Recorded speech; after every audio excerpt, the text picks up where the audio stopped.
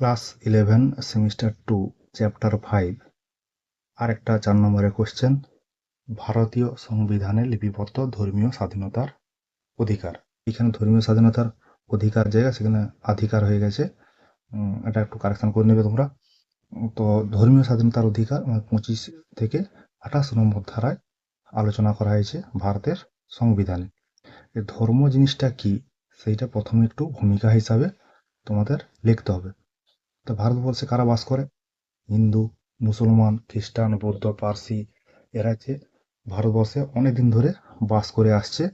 তো ব্রিটিশরা ভারতীয়দের শোষণ করার জন্য তোমার বিভক্ত করে শাসন করার নীতিটা এটা অনুসরণ করেছিল, ডিভাইড অ্যান্ড রুল। এর ফলে কি হয়েছে, হিন্দু মুসলমান দুটি সম্প্রদায়ের মধ্যে বিদ্বেষ বৃদ্ধি পেয়েছে, যেটা শেষ পর্যন্ত একটা সাম্প্রদায়িক বিদ্বেষ একটা চরম আকার ধারণ করছে। এই চরম আকার ধারণ করার ফলে তোমরা সবাই জানো 1947 সালে ভারতবর্ষ দুটো ভাগে ভাগ হয়ে যায়। জন্ম হয় তোমার হচ্ছে ভারত এবং পাকিস্তান নামে দুটি রাষ্ট্র। কিন্তু ভারত তোমার হচ্ছে নিজেকে ধর্মনিরপেক্ষ হিসাবে নিজেকে প্রতিষ্ঠা করলেও পাকিস্তান কিন্তু নিজেকে ধর্মীয় রাষ্ট্র হিসাবে প্রতিষ্ঠিত করেছে। এইভাবে তোমরা হচ্ছে ভূমিকাটা দেবে। ভূমিকা দেওয়ার পর পরে আছে তোমার ধর্মনিরপেক্ষ রাষ্ট্রের অর্থ। ভারতে একটা ধর্মনিরপেক্ষ রাষ্ট্র বললেও মূল সংবিধানে কিন্তু ভারতের কোথাও ধর্মনিরপেক্ষ শব্দটা বর্ণনা করা হয়নি। তা পরবর্তীকালে 1976 সালে 42তম সংবিধান সংশোধনের মাধ্যমে প্রস্তাবনা যখন সংশোধন করা হয়, সেই প্রস্তাবনা সংশোধন করার মাধ্যমে তোমার ধর্মনিরপেক্ষ শব্দটি প্রথম যুক্ত করা হয়েছিল। তো ধর্মনিরপেক্ষ কথার অর্থ হচ্ছে এটাই, সব ধর্মের প্রতি সমান মর্যাদা প্রদর্শন। তাই ভারতের সংবিধান তোমার হচ্ছে 25 থেকে 28 নম্বর ধারায় ধর্মীয় স্বাধীনতার অধিকার ঘোষণা করা হয়েছে। এইভাবে তোমরা হচ্ছে ধর্মনিরপেক্ষ অর্থটা যে সেটা একটু ব্যাখ্যা করবে। দেওয়ার পর চলে আসবে তোমার হচ্ছে 25 নম্বর ধারায় ধর্মীয় স্বাধীনতার অধিকার ও তার নিয়ন্ত্রণ। মানে প্রথমে ধর্মীয় স্বাধীনতার অধিকারটা আছে, তারপরে কিন্তু তার নিয়ন্ত্রণগুলো বা বাধা নিষেধগুলো বা ব্যতিক্রমগুলো লেখা আছে। তা সংবিধানের 25-এর 1 নম্বর ধারায় কি বলা আছে, ভারতবর্ষের প্রতিটি যে নাগরিক তারা বিবেকের স্বাধীনতা এবং ধর্মীয় শিকার, ধর্ম পালন এবং ধর্ম প্রচারের স্বাধীনতা দেওয়া হয়েছে। তবে মানে এখানে ব্যতিক্রমটা, জনস্বাস্থ্য, জনশৃঙ্খলা, সামাজিক নীতিবোধ, অন্যান্য মৌলিক অধিকার সংরক্ষণের জন্য রাষ্ট্র কিন্তু এই অধিকারের উপর নিয়ন্ত্রণ করতে পারে। 25-এর 1 হলো। 25-এর 2-এর ক, এই ধারায় কি বলা আছে, ধর্মাচরণের সঙ্গে জড়িত যে অর্থনৈতিক, রাজনৈতিক বা অন্যান্য ধর্মনিরপেক্ষ কার্যাবলীকে নিয়ন্ত্রণ করার অধিকার রাষ্ট্রের কিন্তু রয়েছে। তাছাড়া যে সামাজিক কল্যাণ, সমাজ সংস্কারের উদ্দেশ্যে রাষ্ট্র প্রয়োজন মনে করলে এই ধর্মীয় স্বাধীনতার উপর হস্তক্ষেপ করতে পারে। 25-এর 2-এর খ ধারায় বলা হয়েছে তোমার কি হিন্দু ধর্মীয় যে প্রতিষ্ঠানগুলি আছে ধর্মাবলম্বী ব্যক্তিদের জন্য উন্মুক্ত রাখতে রাষ্ট্র আইন প্রণয়ন করতে পারে। এখানে হিন্দু বলতে কি বোঝানো হয়েছে, হিন্দু বলতে তোমার হয়েছে ব্যাপক অর্থে শব্দটাকে ব্যবহার করা হয়েছে হিন্দু বলতে। তাই হিন্দু কারা? শিখ, জৈন এবং বৌদ্ধ ধর্মাবলম্বী যারা তাদেরকেই হিন্দু বলা হয়েছে। 2-এর দাগে আছে মানে 26 নম্বর ধারা কি বলা আছে, সংবিধানের 26 নম্বর ধারা অনুযায়ী প্রতিটি ধর্মীয় সম্প্রদায় বা ধর্মীয় যে গোষ্ঠী আছে সেগুলো কয়েকটি অধিকার তারা ভোগ করতে পারে। সেটা কি কি? ধর্ম বা দানের উদ্দেশ্যে সংস্থা স্থাপন বা রক্ষণাবেক্ষণ করতে পারে, নিজেদের ধর্মীয় কার্যকলাপ নিজেরাই পরিচালনা করবে, নিজেদের যে স্থাবর অস্থাবর সম্পত্তি আছে সেগুলো অর্জন এবং ভোগ দখল করতে পারবে। 4-এ বলা আছে এই আইন অনুযায়ী নিজস্ব সম্পত্তিগুলো পরিচালনা করতে পারবে। এইগুলো গেল তোমার 26 নম্বর ধারা। 26 নম্বর ধারার যে ব্যতিক্রম যেগুলো আছে সেটা কি কি? রাষ্ট্র জনস্বাস্থ্য, আইন শৃঙ্খলা ও নৈতিকতা রক্ষার জন্য যে কোনো ধর্মীয় সম্প্রদায় বা গোষ্ঠীর উপর এই অধিকারগুলো নিয়ন্ত্রণ করতে পারে।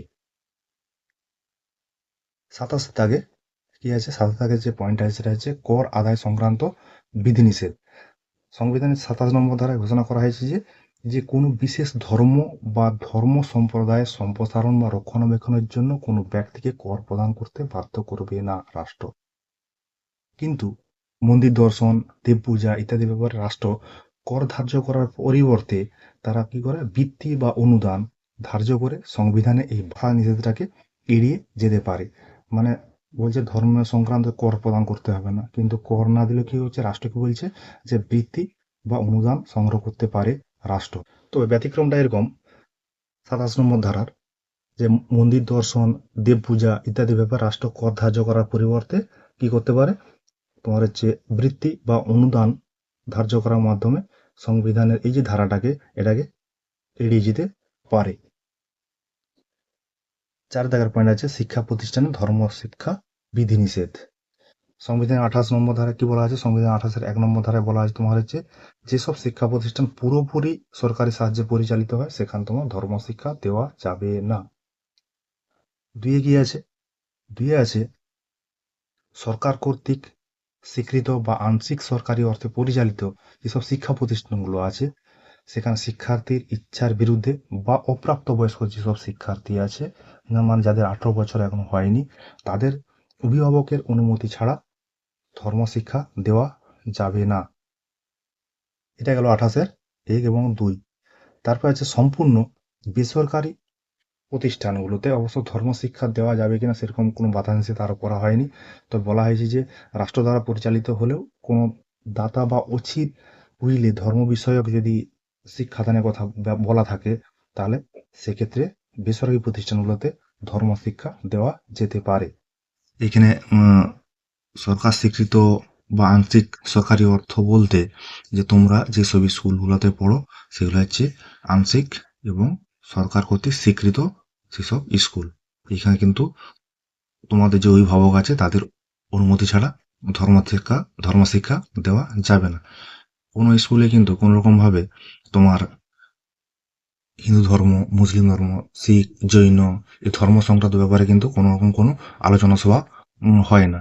তারপর এখানে বলছে সম্পূর্ণ বেসরকারি যে প্রতিষ্ঠানগুলো আছে সেখানে তোমার ধর্ম শিক্ষা নিষেধ করা হয়নি, মানে বেসরকারি যেগুলো আছে সেটা সরকারি অর্থে পরিচালিত হয় না, তার জন্য এখানে ধর্ম শিক্ষা নিষেধ করা হয়নি। ধর্ম শিক্ষা যে বিষয়টা এই সরকারি অর্থ বেসরকারি অর্থ বলতে সেখানে হচ্ছে ছেলেটা মেয়েরা নিজেদের বেতন দিয়ে পড়তে হয়, এই জন্য বেসরকারি প্রতিষ্ঠানে এই জন্য তোমার ধর্ম শিক্ষা নিষেধ করা হয়নি।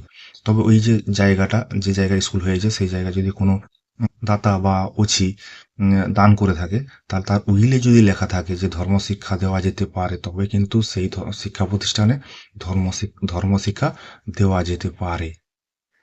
এটা গেল তোমার হচ্ছে 25, 26, 27, 28 যে ধারাগুলো আছে তার আলোচনা। তো ধারাগুলো সম্পর্কে বলবে এবং তার যে পয়েন্টগুলো দেওয়া আছে প্রত্যেক ধারা কিন্তু একটা পয়েন্ট আছে, সেই পয়েন্টগুলো উল্লেখ করেও তোমরা বিষয়টা লিখতে পারো। তা ধারা যদি দেওয়ার সঠিক ধারা দিতে পারো তা দিবে, নাহলে কিন্তু ধারা দেওয়ার দরকার নেই, তো মূল ধারাগুলো দিলে ভালো হয়। ঠিক আছে, এর পরিশেষে মন্তব্য করা যেতে পারে যে নাগরিক ও বিদেশি নির্বিশেষ সকলেই ভারতের যে ধর্মীয় স্বাধীনতার অধিকার প্রদান করা হয়েছে, কিন্তু সাম্প্রতিককালে ধর্মীয় সাম্প্রদায়িকতার যে ভয়াবহতা আকার ধারণ করেছে তার ফলে ভারতের ধর্মনিরপেক্ষ চরিত্রটা সেটাই এখন সংকটের মুখে দাঁড়িয়ে আছে।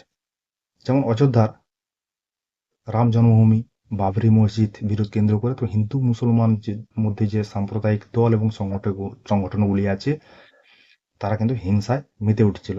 তার শেষ পর্যন্ত কি হয়েছিল, 1992 সালে 6ই ডিসেম্বর কর সেবার নাম করে তোমার হচ্ছে হিন্দু সাম্প্রদায়িকতাবাদী বাবরি মসজিদটাকে সম্পূর্ণভাবে ধূলিসাৎ করে দিয়েছিল।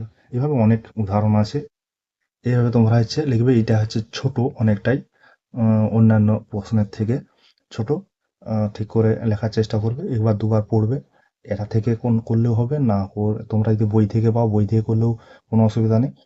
তবে যেটা লিখবে যেন সঠিক লেখা হয়। আজ এ পর্যন্তই আমার তোমাদের জন্য এই কিঞ্চিত প্রয়াস।